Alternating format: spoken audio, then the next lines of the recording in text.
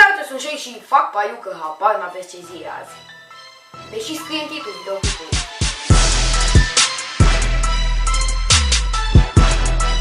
Deși nu pare dacă te uiți pe geam, astăzi este Valentine's Day, o zi minunată în care trebuie să uităm de micile supărări. O zi a iubirii, unde nimeni nu se bate sau se ceartă. E un sentiment nasol să vezi cum toată lumea își vede de treaba ei, iar treaba ta este să vezi cum toată lumea își vede de treaba ei. Așa că am încercat să înveselim puțin atmosfera. Fata, știi că tu nu ne cunoaștem, dar vrei să te muiesc cu mine? Doriți să mă căsătoriți cu mine? Fata, știi că nu ne cunoaștem, dar vrei să te muiesc cu mine? Dar zi ceva! Hai, frunte inima! Fata, vrei să te căsătoriți cu mine? De ce? Eu sunt deja căsătorită. Fetele, vreți să vă căsătoriți cu noi trei simultan, toți, nu? Da. Nu vrei? Ba vrem. Ok, haide!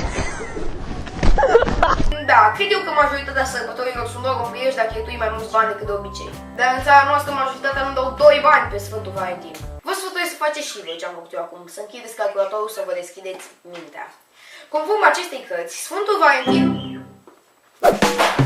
Conform Wikipedia, Sfântul Valentin a fost un martir care s-a născut, a trăit și a murit pe 14 februarie 269 condamnat la moarte de către împăratul Claudius sau nu știu câtelea. Și bineînțeles că de Valentine's Day m-am împăcat și eu cu fosta mea prietenă. Stați să vă prezint. Faceți cunoștință cu Matilda, usurețul de prâș. Da. Ne-am certat când aveam 3 ani, dar acum a venit vremea să ne împăcăm. Nu-i așa, Matilda? Mă gândesc oare ce cadou să-i iau.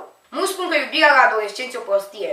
Dar eu nu cred că e chiar așa. Adică voi îmi spuneți mie că n-ai voie să admiri să respecti o persoană dacă ești tânăr? Da.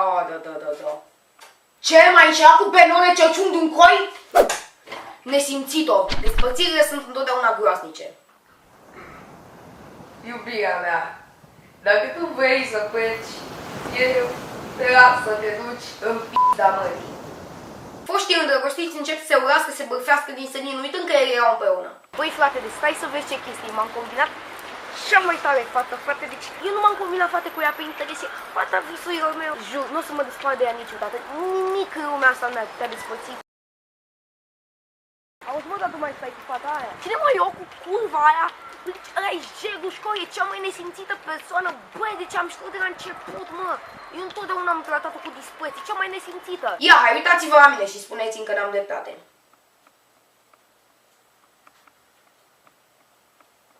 Ok, destul.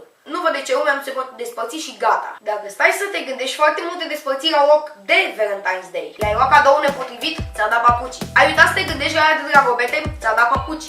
Ai uitat că e dragobete, ți-a dat papuci. Alții au tot felul de tentative de a agăța tipe de Valentine's Day. Hei fata, știi ce zi e azi? Ce zi e? Valentine's Day, ești proastă? Da, deoarece vă este pe terminate, vă lăsați un butonul de like, să dați un share pe Facebook, pentru că foarte, foarte mult. Dacă încă n-ați făcut-o, să vă abonați și să răspundeți la această întrebare în comentarii. Voi ce ați făcut de Valentine's Day? Eu m-am dus, Dacă eram învățător la 1-4, săracul, copilul tău fuma și bea de-i sărea capul. Dacă